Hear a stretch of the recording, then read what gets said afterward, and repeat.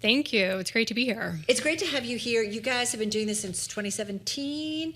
Tell us, first of all, before we get into the news and the announcement and the launch, tell us about the retail sector. I know you've got kind of a unique, also perhaps, or demographic in terms of buyers, but tell us what you guys have been seeing.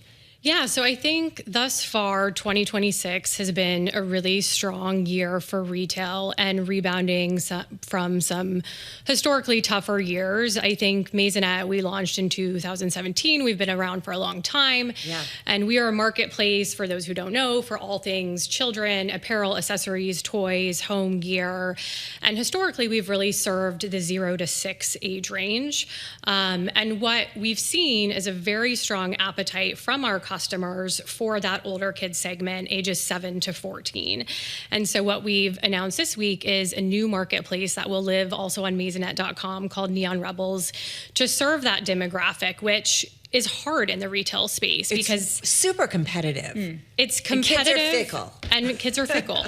At that age, you really see them growing out of wanting to be dressed by their parents and wanting to start to exert some independence and autonomy and really have a say over their style, whether it's what they wear to school or what they have in their bedroom. And so the marketplace that we're creating is really meant to serve that customer with this co-shopping in mind. Because at the end of the day, the parent is still the one spending the money and, getting out their credit card, and they want to make sure that their kid is actually going to wear it and it's not just going to sit in a closet.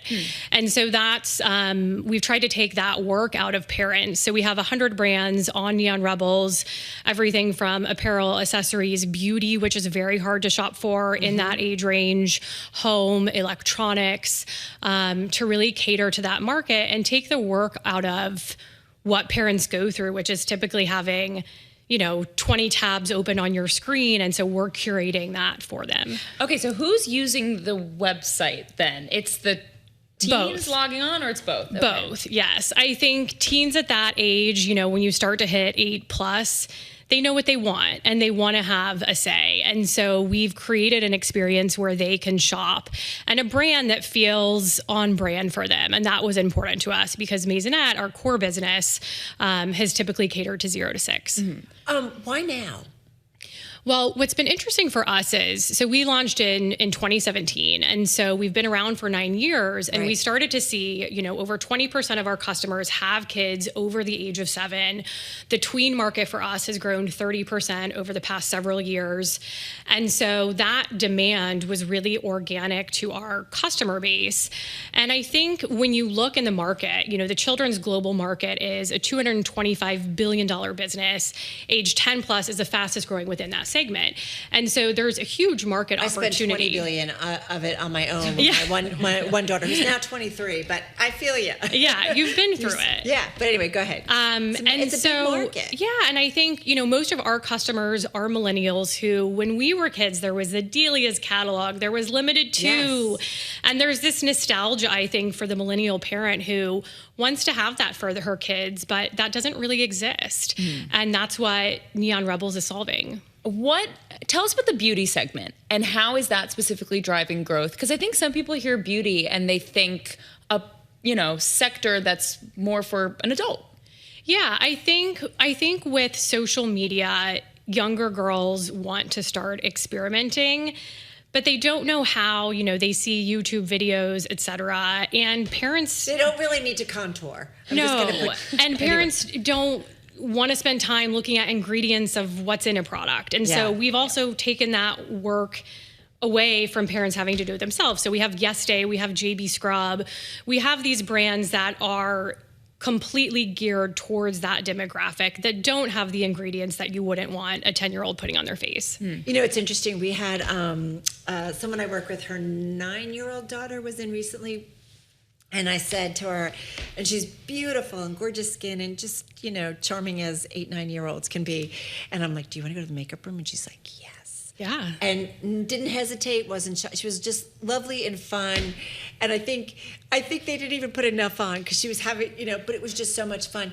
I am curious, though, about the role of social media because I saw my daughter transition from where I would be involved and we'd do things and stuff to all of a sudden she's like, Mom, it's here. I've never heard of the brand, and that's what I want. So I'm just curious, how do you kind of incorporate that in and keep that as a part of it. Yeah, it's interesting how this demographic discovers brands and trends. Totally. And we spent a lot of time as a team talking about that from a marketing perspective because it is sensitive for that demographic. And I think our point of view, especially as a company, we have so many employees who are parents, we very intentionally said we don't want to market to that age range on social media. And so we're going to use catalogs. We're going to have in-person events for them where they can do arts and crafts and do more tactile things so that we're not teens, not teenagers, right? It's both. 14 is sort of the age range that we're going up to. Okay. And so of course there's then the legal sensitivities as well of how you can market to that age range. Yeah. So we will of course market to parents and the millennial parent on social media, which is a big part of our marketing strategy. But for the child themselves, I think creating this as a more analog brand for them to discover the 100 different brands we'll have on our platform is really important. So you said catalog. You have a physical catalog too? We will have a physical holiday catalog. I miss sometimes catalogs. Maybe because I'm overwhelmed. I get on a website and it's just like there's too much. There's too many categories, and how do I? And like just filter it for me. Like I really. Yeah, and kids love to flip through that and tag pages and circle items that they want. The holidays are a huge time for us. So Halloween for that younger age segment, 0 to 6, is huge with costumes. And then into holiday as well. So we'll have a catalog to capture all of that. Really cool stuff. So supply chains and tariffs, it's not things that do you worry too much about in terms of pricing? Just real quickly. Well, the great thing about a marketplace is we can shift into things. And so our international business, which is an important piece of our business, they are facing more headwinds than the domestic business because of tariffs and margin compression and pricing. And so we've seen deceleration in that segment. And so we've pushed into the domestic market with those vendors a little bit. So it's something that I think all retail businesses are seeing, but luckily as a marketplace, we can address it in the right way. What's the Halloween costume of the year?